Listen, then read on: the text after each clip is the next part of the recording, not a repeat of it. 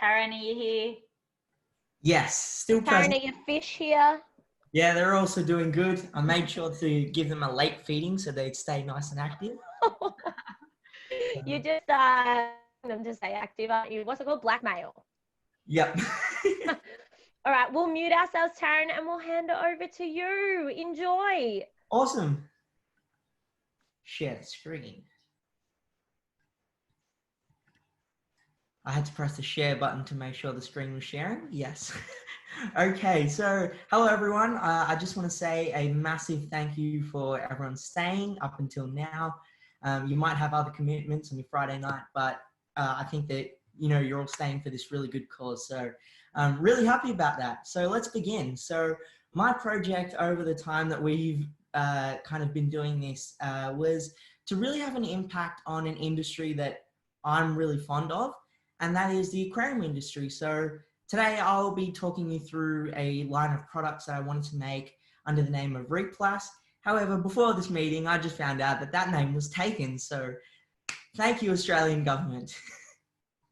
Let's move on. Awesome. So yeah, did I say I love fish? Because if you look behind me, I have a fish tank. And if you look to the side of me, I also have wait, no, that's a water bottle. I have another fish tank. And this, I guess, love for fish has kind of been something that's been with me since I was born. So a bit of a burden on my parents because I'm always nagging them to take me to the fish store. But now that I am slowly working towards my driver's license, it's a little bit easier. So yeah, the aquarium industry for me has just been such a huge part of my life and built kind of who I am at this point, because without fish, I don't think there would be me. So yeah, they are just such an important part of my life, which is a bit weird when you kind of think about it.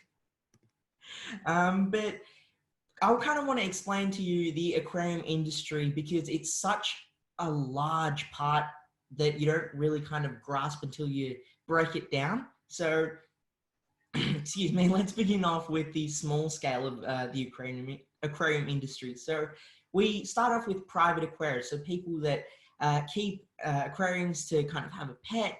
That could be in your university dorm room, or your kids are nagging you if you've got any parents here that are like, I want a pet, and they're asking you for a dog, but you settle on a fish. So that's your small scale. And then it also comes down to ornamental fish breeders and avid fish enthusiasts such as me.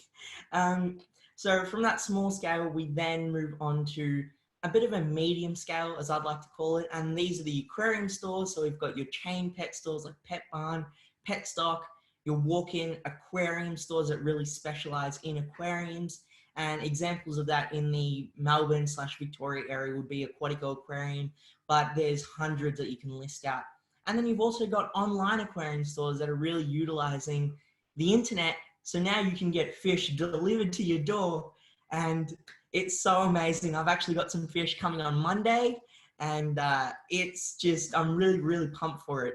I'm getting some wild betters. So yeah, really, really cool. And some snails as well.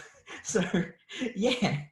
And then we kind of move on to the large scale. And this is something that a lot of you would be familiar with. And an example of that is the Sea Life Melbourne Aquarium. So these are the aquarium stores that, these are the public aquariums. Sea Life is not selling sharks. I just want to point that out. But if you are, please let me know. But yeah, this is the kind of scale where you guys, the public, can go in and really learn about the aquarium life that you can find, fish life that you can find in our oceans, freshwater streams, and things like that. So the aquarium industry now, I think you'd probably kind of grasp just how big it is. So I kind of want to tackle the whole thing.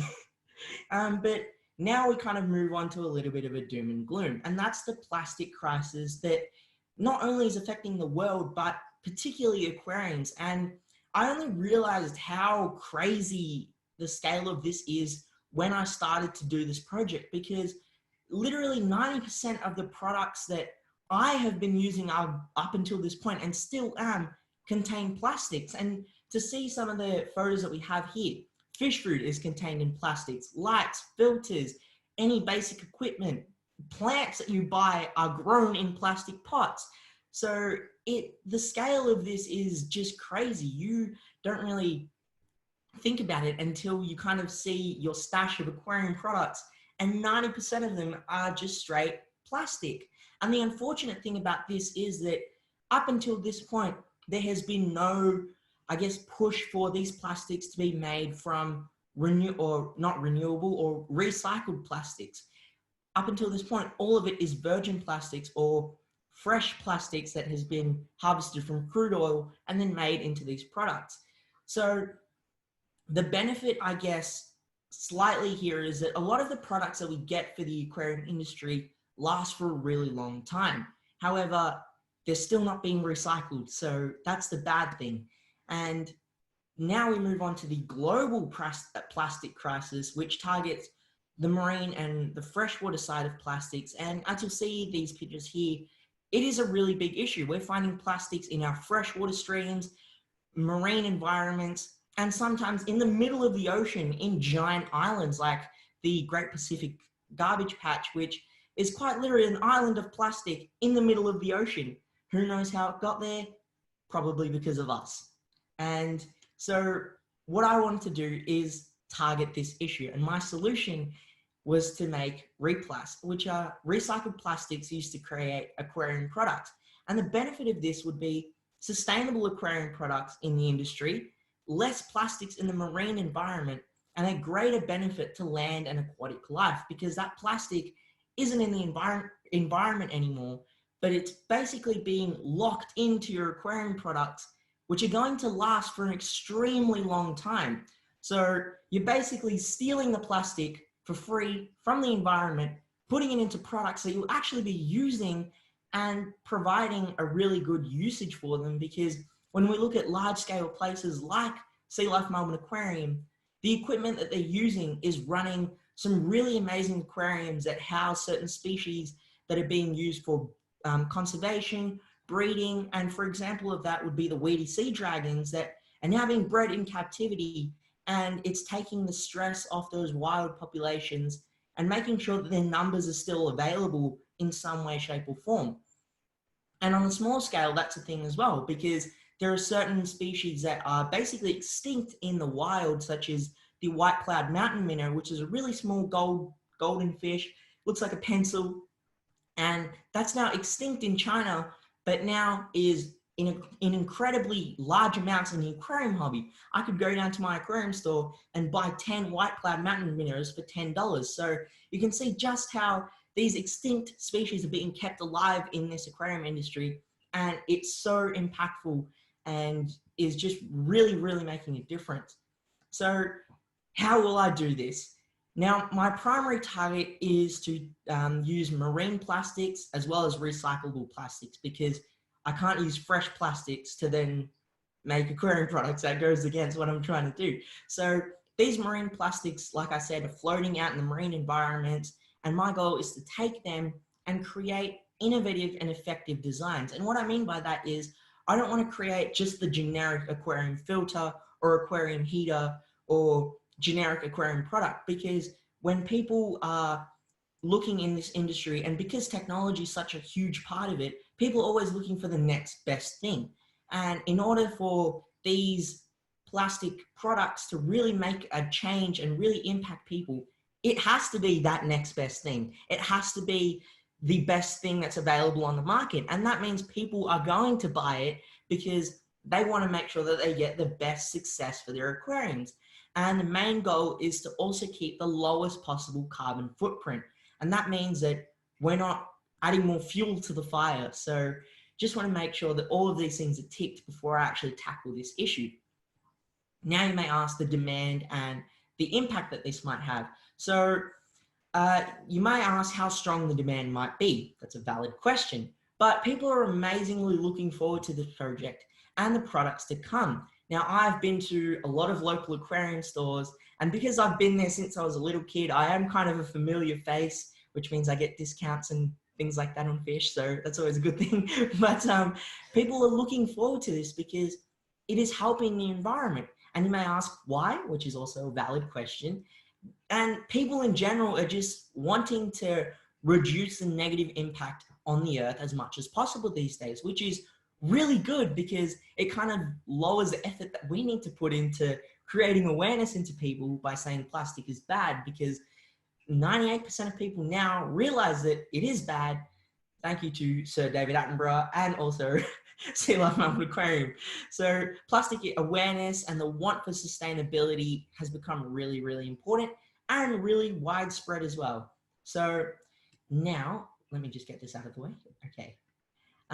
What I aim to achieve, it's a really big goal, but aquarium products that I can provide to this amazing industry, stylish products which suit the theme of this industry, because aesthetics is a big thing. Even if you go to the Sea Life Melbourne Aquarium, it has to look good for people to have interest. If it doesn't look good, then people are going to be like, okay, that's a glass box with some fish swimming around, big deal. But the second it looks good, people want to see what's inside it and really know what's inside it. The designs, like I said before, have to be effective and innovative. And most importantly of all, it should be made from recycled plastics. Yes, loud and clear. But what have I done so far? Well, let's have a look. First of all, we have my new 300-watt aquarium heater, which is made actually from 3D printed recycled plastic. So the shell of this is 110% recycled plastics, which I got 3D printed from my school. So shout out to Southern Cross Grammar. And the next thing, and well, actually I forgot to mention, this heater I've actually been running on my aquarium for 2 months at this point. The next thing I want to show is, be prepared. My big bad boy here, here's my canister filter, and here's a vacuum molded aquarium canister filter. And 60% of this is made from recycled plastic. So the shell, everything that you see here, all these little components, that's all been 3D printed. The color didn't exactly match the gray theme that I was trying to go for, so it's a bit red. We ran out of gray, but all of this has been vacuum molded. The most difficult part of this was actually getting the cable in place, because it has to be suitable for your plug point so it doesn't catch on fire and things like that. But the only issue that I've had so far is the electrical components on the inside, because I can't exactly find a way to get that recycled. So 60% being the shell, all the housing material is all made from recycled plastics. Let's put that down. It's a little bit heavy.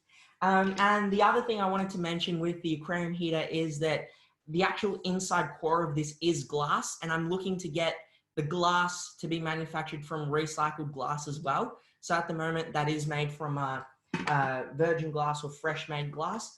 The other one is for smaller aquariums, and this was again 3D printed at my school, and this is a small aquarium heater, so suitable for the small scale industry, people that have got small aquariums at home and things like that. So at the moment, the products I want to just kind of like really stress that they're effective. So when it actually comes to the manufacturing cost, it's a lot cheaper. For a canister filter like that, you could expect to pay around $300 to $400 at your local aquarium store. But the manufacturing of that canister filter cost me roughly about $100. And now it's running my 4-foot aquarium. And that's the thing that I really want to stress, is that these products are effective. And the second that they're effective, people want to buy them. However, I still find that there could be changes that are made, especially aesthetic wise, because once again, it's big, it's gray, and it looks really obnoxious. But the second that we make it look, let me put that down again. The second that we make it look good and look like something that people don't want to hide in their aquarium, because that's always been an issue with products. People want to make sure that you can't see them, make sure that they're hidden. But the second you make them look so good that people want to get them displayed in their aquarium and have it kind of as a bragging rights when their fish friends come over and they'll be like, hey, look at my new heater, it looks awesome, people will get interested in it. So I think that the aesthetic thing is something that I really need to work on, and also making it more effective and more functional.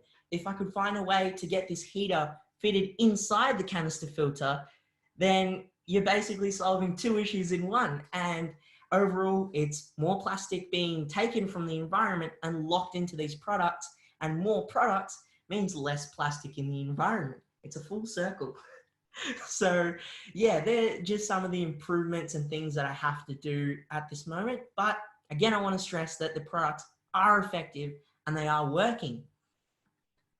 The final goal is to see RePlus products being used worldwide and a suitable source of aquarium products for all aquariums.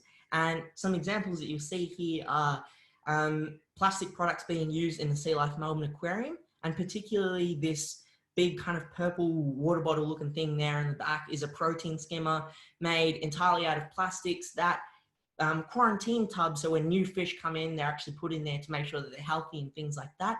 That's also made out of plastics. And all of these little details, all of these little products, I want to see the RePlus logo on them and make sure that they are sustainably, well, actually I can't use RePlus, but to see some form of logo on them to showcase that they are made from 100% or as close to 100% recycled aquarium products as possible. So that's my goal. I want to see it in the small, medium and large scale industry, and it's definitely something that I am going to pursue, because this industry is just been such an amazing way for me to grow. And yeah, just really want to see these products be used everywhere.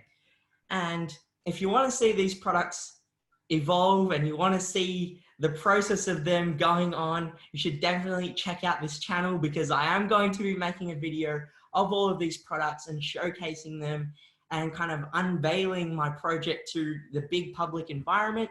And that is my YouTube channel over there, Bodgy from Australia. So yeah, always got to, plug in the YouTube channel. But yeah, that's basically it. And I want to thank you guys so much for listening through. It really, really means a lot. Wow.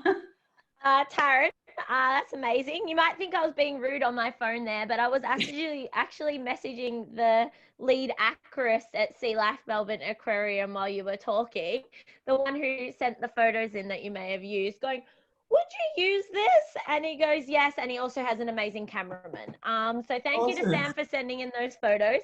That was amazing. And the fact that you're using them, like you've already tested out the prototype, like it's legit. Wow. Like it actually works. And the concept itself, like when you told us about it originally, we're like, of course. But in my head, I was thinking, yeah, he's just going to make recycled plastic like houses for goldfish and like the seaweed, fake seaweed that sits in little, aquariums like yours behind you.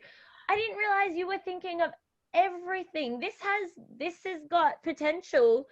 Aquariums like to lead by example, and I think this would be a great way for them to do that. And Claudette will know we tried with sustainable seafood to try and push all the cafes at the aquarium to use sustainable seafood to lead by example.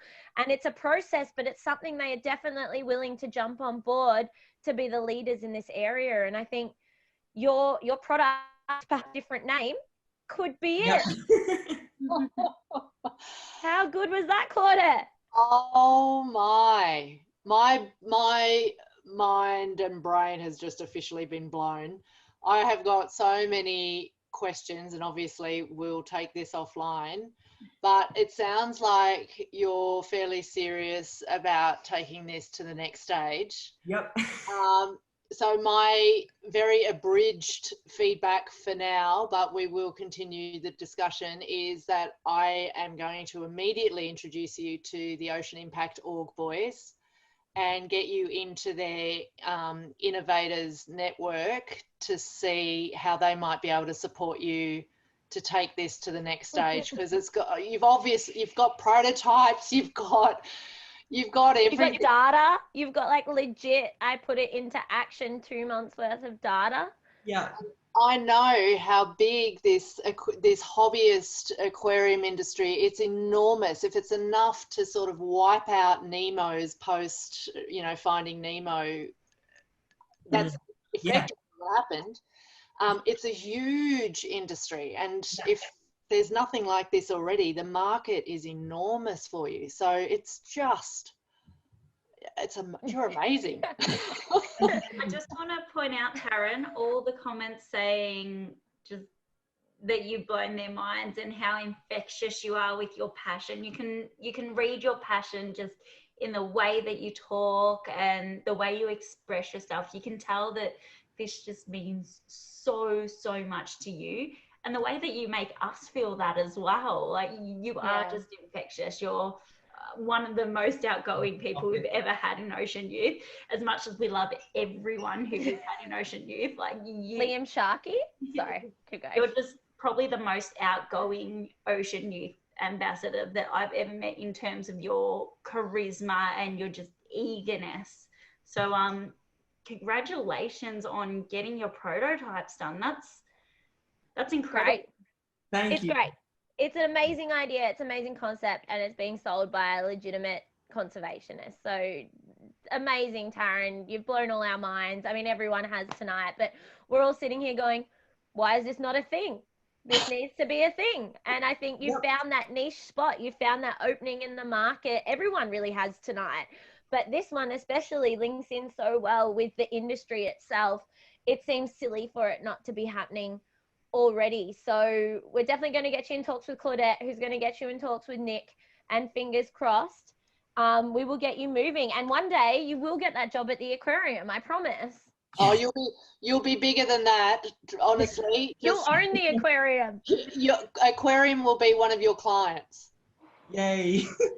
Saying something. Oh, when you were saying about delivering fish as well, that does happen at the aquarium, just so you know. We can ring people and get fish delivered on our doorstep too, which is really cool. So enjoy it.